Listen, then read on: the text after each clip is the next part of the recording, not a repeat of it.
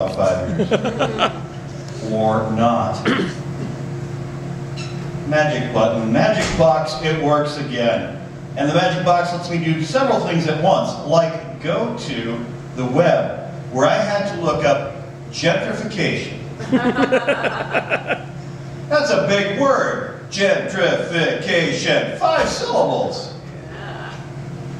Not a word for when you've had a couple of beers, or several or many, which, by the way, I've decided I'm going to start drinking and sampling beers. Let me build back into that. This last year, I celebrated my 47th birthday. Which is kind of bullshit because I'm 51. Which leads me back to, well, let's start sampling some of these beers. Let's try the micro beers. Let's find the places that are, supporting local business. Let's do this, that, and the other thing. Why not? What are you waiting for? Read the obits. Died at 49, died at 51, died, ultimate warrior, a physical specimen, you'd think. Walking down the street, he's done. I have beers to taste, evaluate, yes. And maybe wherever they go after that, but in the meantime, they're up in my head going, how you doing? It's showtime, brother. How you... I just made that up. I was trying to go for one of the Bucket Bunny things, Oh, we're the boys of the chorus. We hope you like our show. See, he knows it. He knows that song. The other thing about gentrification is it was talking about like urban renewal and economic development. And I'm going, economic development has applied to the butt? I'm going, well, there is actually an economic opportunity there. And he's like, money, gonna cost you some money. This is one fee, this is much more. The other thing is, and I can't shake this because I was looking at a picture in Facebook, and there's a girl with a My Little Pony tail sticking out of her butt. I'm going, how is there a colored My Little Pony? It's a butt plug. With fun rainbow colors. Yay. Swish, swish, swish. And my girlfriend, ever the love of my life, says, do they have a matching wig for her head? I thought that was amazingly funny. By the way, my girlfriend and I are in kind of an interesting relationship. It's like a normal relationship or a relationship. Although I've never heard it quite phrased like this. We're like friends without benefits. Which makes us just friends. Which makes me think, where's the benefits? I understand there's some issues we're both working through. It's interesting, when we were first going out, it did take us a long time to get to the point where we were willing and ready and boom, having sex. Why do you think it took us so long to kind of get around to that? Well, skip that joke and go to the other thing. You know what's really cool is when you're young, you should have that sex, and it's almost like rock and roll sex. It's almost like, Led Zeppelin's The Immigrant Song.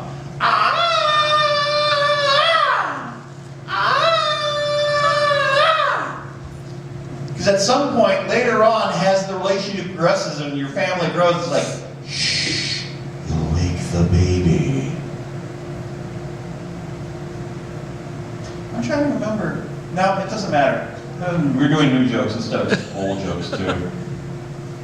One of my friends recently brought up a joke about pensions. He's an ex-cop, and he got a medically retired pension. And I'm one of the only other people I know that has a pension. I was in the military for X number of years, and I got a pension. And that's where they pay you money, mostly to go away. It's like, well, I could stay around a few more years and make more money, and somebody has to pull you aside and say, you made it 20 years without screwing up really bad, and you should just go now. Your guardian angel has the shakes. You've given him cancer, every kind imaginable. And I don't know what I have tonight, but in my mind I've suddenly thought, let's do that. And on stage sometime we're going to perform. I got called in recently for a chat with my guardian angel. Please have a seat. I'd rather stand. Sit down now. And then various lectures about, you've screwed up, I was only gone for 5 minutes, what the hell have you done with this place? There's paint everywhere. Stains, sin, I suppose. Oh, it does default back to smooth stuff here. I thought it was interesting, I never really thought of it before. Big Will talked about Easter and 420, and like everybody kind of got that together. But I was thinking, well, they did say about Jesus, he is the Most High. This would be the vortex, the nexus, where you can bring them both together, and he's like, hey, fish and loaves of bread, not this time, pizza, those hot dogs, beer. Which is back to my, you know what, I like other drinks too, but beer is kind of the one that I can get away with, and beer will give you a little bit of a preview. Beer will let you know, that one was too much. You're getting beer burps and your mouth tastes like what's gonna happen. But I just like beer. And I don't drink nearly as much as I should. I've been a designated driver for so long, and so if you ever occasionally see me and I'm loaded, guess what, folks? It's 1 in 150 days. Once every 5 months, let me roll. Matter of fact, somebody check it. Does he got a ride home? No, he doesn't have a ride home. My guardian angel told me not to tell that joke. But I stopped. What else is here, guys? Oh, the other thing is, and I've said this before on stage, but it just doesn't quite translate, but I think it's going to figure out someday. I'll figure out how to say it. I grew up in a Catholic church, and I think being Catholic actually started me on the road to doing comedy. Because every year it cycles, it was the same stories they would read to you in church. Here's the Easter story, here's the Passover story, here's Lent, here's Christmas, so after about 3 or 4 of these, if you were any kind of a kid with a memory and a brain, and you had to be because you hadn't started doing drugs or booze yet, because, this one again, this one again. Well, your brain checks out and wanders, and you're off going somewhere else. I'm looking at the statue of Jesus, and in this particular statue, Jesus is up here, and he looks like he's a diver for the U.S. swim team. He's built like all hell. He's really working out. I don't think they crucified him. I think they handed him that heavy-ass cross, and he said, see you later, guys. Boom, down the road. And there is actually one church I saw in California, went and visited some relatives one time, and there's no crossing, and they just have Jesus up there like this. So I'm sitting there thinking, he is really going to nail this dive and have like a 9.9 or 10.0 dive. Let me see if there's anything else that's semi-sort of new that I want to work on really quickly. I'm not even sure what my time is. Some of it has to do with TV. Like, for instance, I've watched on TV at late night, they have these commercials for the Chillo. It's a pillow that keeps your head chilled. It's a Chillo! Not bad, I understand it, I can get behind that.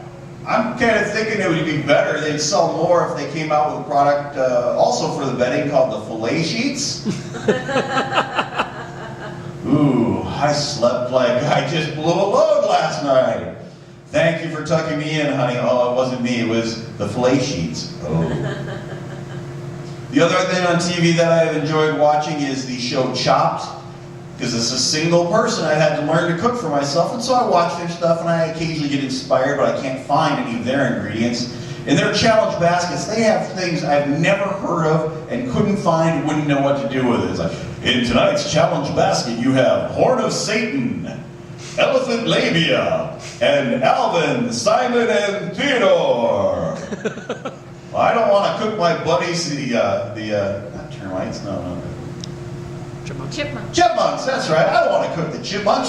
So I'm taking the elephant labia and giving them some blighter wings here. And I hit them with a dash of the Horn of Satan. And that's my recipe for bats out of hell.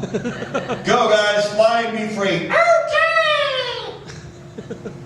And what the heck, I must be down to 1 minute or so. Finish like I always like to do, because it sounds like a good thing to get in the habit of saying, is thank you for the time, thank you for the attendance. I always like to thank any crowd, because as a child I had to battle, in with dealing with stuttering. I didn't stutter, I just slapped people who did. Stutter. Slap! What's that for? Slap. No, not cool, man, that's not cool. whoa, slap. Now you're being a freaking jackass. You're cured. Thanks, folks. I think that might be it. I'm Eric Peter.